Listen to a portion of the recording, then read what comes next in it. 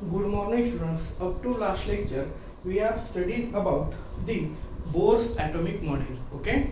So Niels Bohr proposed the theory of Bohr's atomic model, and according to that model, okay, that model simply explains stability of atom. Okay. Before that we studied Rutherford atomic model. In that Rutherford studied that or predict that negatively charged electrons are revolve around the nucleus. But law of physics tells us that if any charged body is moved in circular path, at that time it radiate energy, it emit energy. So due to that, according to that law, energy of electron should be loose, and due to that it fall in nucleus. So this is not a stable atomic structure. So loop fall of that Rutherford atomic model is overcome by the Sir Bohr's atomic theory, and Bohr's atomic theory tells us that each orbit have stable energy. Okay, every electron, when electron revolve in its orbit, then it has constant energy. Means that orbit has constant energy. It does not lose any energy. Okay. So also we have studied in last lecture that atom is made up of two parts. First of all nuclear part, and second is extranuclear part. Okay. So today we have to see detail about that nuclear part and extranuclear part. Okay. So in first of all nuclear part we have to see this nuclear part means nucleus is there. Okay. And we know in every atom nucleus is made up of proton and neutron. Okay, what are present in the nucleus of atom? That is the all protons and neutrons present inside that atom, that all are present inside the nucleus of that atom. Okay, so first of all we have to separately carry out study of these nucleons. Proton and neutrons are combinedly called nucleons. So in that, first of all proton and neutron we have to separately study both them detail. Okay, first of all what are the protons that we have to see. Okay, so here the protons are generally, we know that Located inside the nucleus. Nucleus is at center of atom, and in that nucleus all protons are present. Okay, so protons are generally denoted by letter P. Okay, P is a notation that used to denote protons. So here again about the charge of proton. Okay, we know electron have negative charge. Okay, and one electron has minus E that much charge. Okay, 1 E that much negative charge that one electron has. Okay, one electron has minus E that much charge. So we know protons have equal but opposite charge. Okay, look at that one. Electron has minus E charge, then protons has same but opposite charge. So we know protons are actually positively charged elementary particles. So electron has minus E charge, so protons has plus E that much electric charge. Okay, look at that. How much charge present on one proton? That is the plus E, that much charge is present on one proton. Positive charge present on each proton, that is the plus E.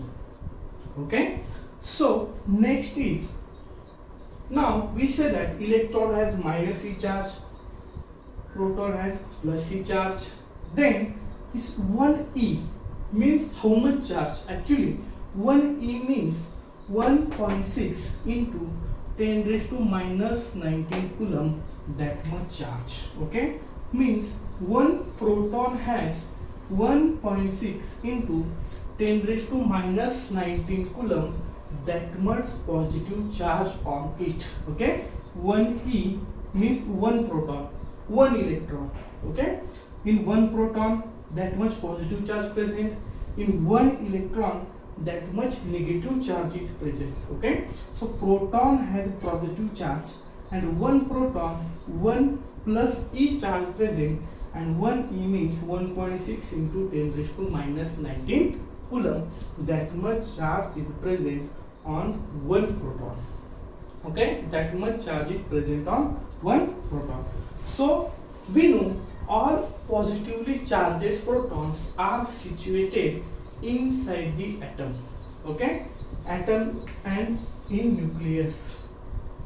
In atom, their location is at the nucleus of an atom. All protons and neutrons are present there. So we know each atom has same number of proton and electron. Okay, if you see any element, okay, then you will see that there is same number of proton and electrons are there. What? Same number of proton and electrons are, you will be find their equal. That is why each atom has, suppose 10 protons are there.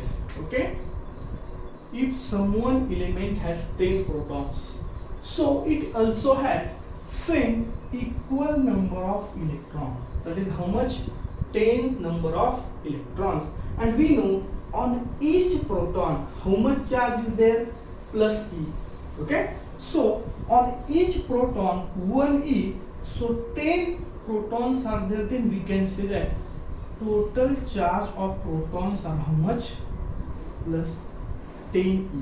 Okay, on one proton 1e, so 10 proton 10e, that much charge is there. But what? Positive charge, because protons have positive charge. Now electrons, one electron have minus e charge. Okay, so 10 electrons are there, so total charge of electrons are how much? Minus 10e.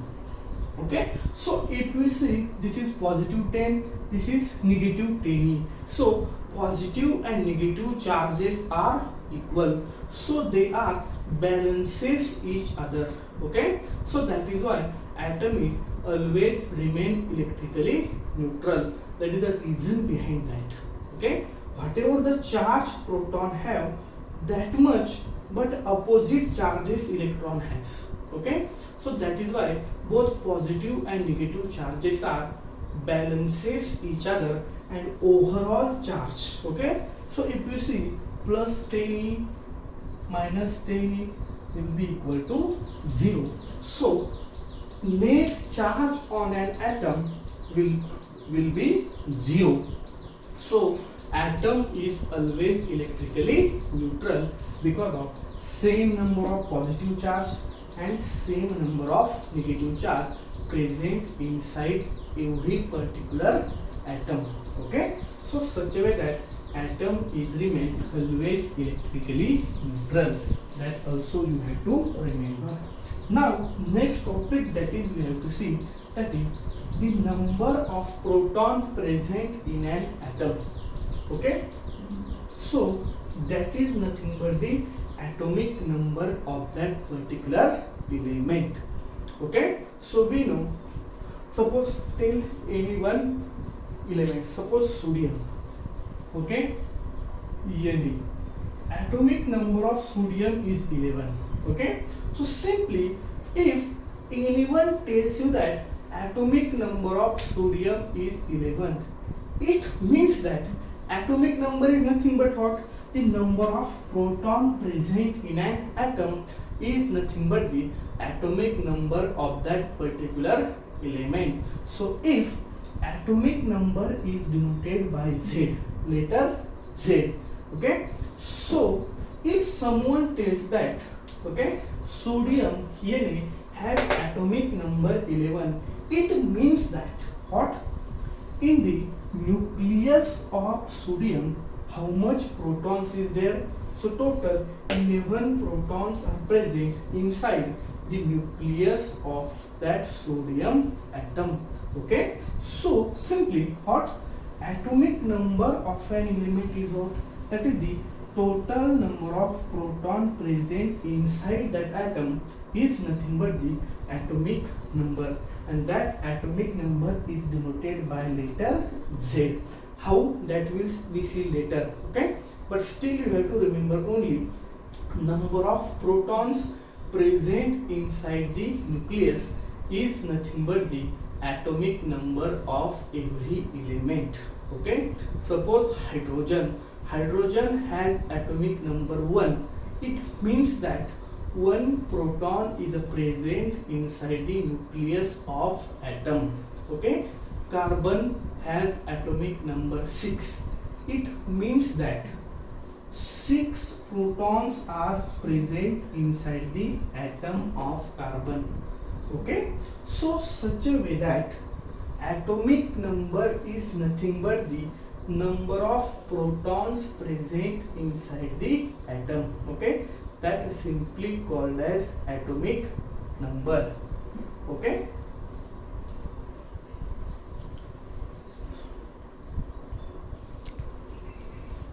also mass about the proton. So each proton has mass, one unified mass. Okay, this one unified mass. What? Each proton has mass, one unified mass, and that one unified mass is called 1 Dalton. This U is a notation used to denote Dalton. Okay, 1 U means 1 Dalton, and value of 1 Dalton is 1.66 into 10 raised to minus 27 gram. Okay, that much mass each proton has. Okay, so that is about the mass of an proton. So 1.66 into 10 raised to minus 27 gram, that much mass one proton has. That is nothing but the 1 Dalton. Okay, so this is about the proton. Okay, simply you have to remember protons are present inside the nucleus first of all, then it has positive charge. Okay, how much charge is present on one proton? It is same to the electron but opposite.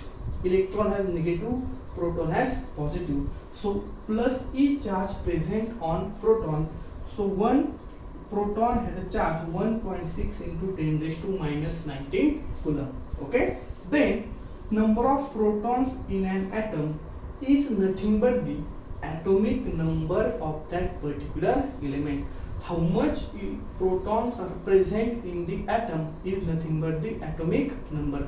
So simply from today, if someone asks you definition of atomic number, so definition of atomic number is the number of protons present inside the nucleus is nothing but the atomic number of that element, and that is noted by letter Z. And last, mass of one proton is how much? That is the 1 Dalton, and which is equal to 1.66 into 10 raised to minus 27 gram. Okay, so that much study is given about the proton in our book. Okay, that much part about the proton you have to remember. Now next topic we have to see, that is the neutrons.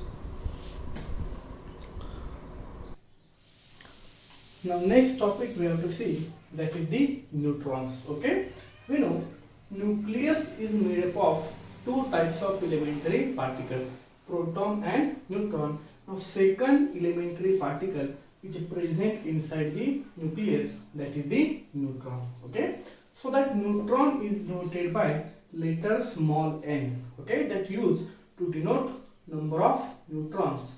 Okay, so generally these neutrons have zero charge. Okay, it is electrically neutral. Means what? It is electrically neutral. Neutrons are electrically neutral. Other word, we can say that it has zero charge on it. Okay, it has zero charge, or we can say that it is electrically neutral. So no charge is present on the neutron. Inside the nucleus, two types of elementary particle, protons and neutrons. Protons are positively charged, but neutrons have zero charge on it. That is, they are electrically neutral. Okay, so except hydrogen, okay, we say that these neutrons are present inside the nucleus of an atom. Okay, so but except hydrogen, it present in all elements. Okay, only in hydrogen atom this neutron is absent. Okay, in hydrogen atom this neutron is absent. So except hydrogen atom, remaining all elements, neutrons is present, are there inside the nucleus. That also you have to remember. In the hydrogen atom, neutron is not present. So mass of one neutron is nothing but the, which is equal to 1 Dalton.